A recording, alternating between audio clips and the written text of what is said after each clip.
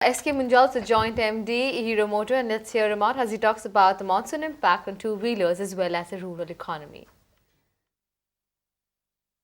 You see, it's a fact that India's position today in the Global Committee of Nations is well recognized as a nation which will be an important economy, which will play a big role in geopolitics.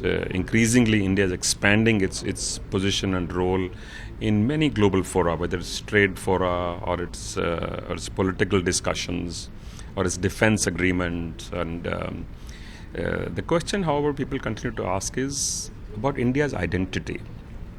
India is, on the one hand, a very old civilization with a very, very rich culture. We've taught the world about commerce, about trade, about technology, science, if you go back in history. But in the last 250 years, we seem to have lost our way. We are now seem to be quickly catching up. So, which is why this entire theme, if you see, I think the idea of India is also a bit complex because India is not one single identity. We are a very diverse nation made up of people of different backgrounds, different ethnicities, different incomes, different age, because we have people often talk about India's young population. We forget in the next 5 to 10 years, we will also be the oldest country in the world. So our numbers are large, but they're well spread in different age brackets. So because there's a plurality of ideas, it is important to understand that there is no one section of India which has a monopoly on deciding or defining what India is. It cannot be only civil society or only industry or only government.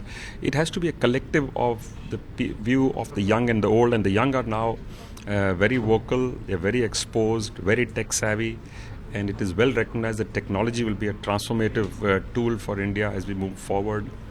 That's why this theme was chosen, and if you see the sessions, we are coming at it from different perspectives. What is likely to happen on the cultural scene, in the economy, in technology, in governance, in the law and order situation. So all of these are important to recognize when you talk of India and today and India going forward.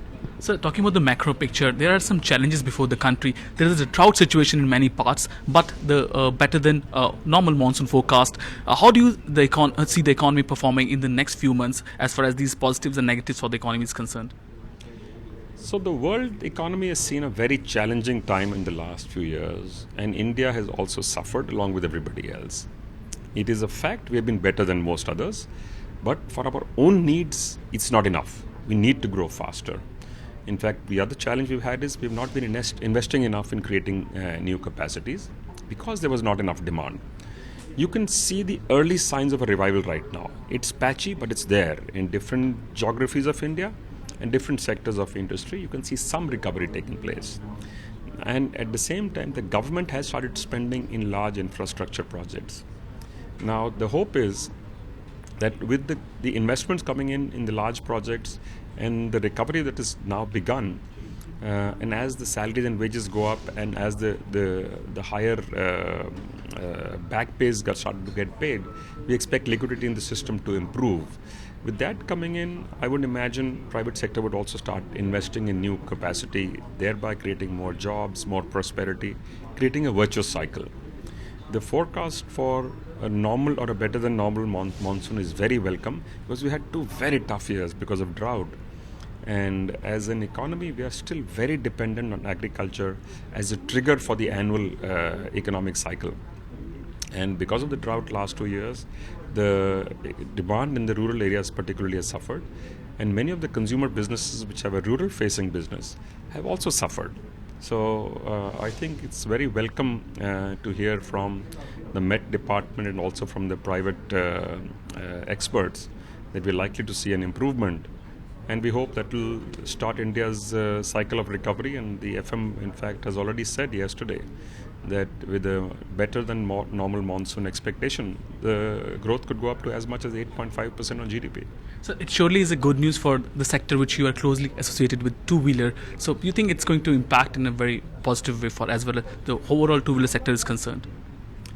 I think the overall economy, all of the manufacturing businesses and the services businesses will see a revival in demand, and certainly the two-wheeler business will see this. As I said, the early signs are there in some parts of the country, and besides two-wheelers, you can see it in commercial vehicles, you can see something in cars, some parts of the consumer goods. So all of them are starting to show signs of recovery.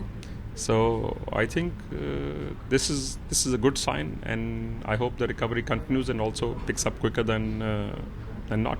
So one last question: how do you read into the Governor Rajan's remarks that India should not get carried away by the growth superiority?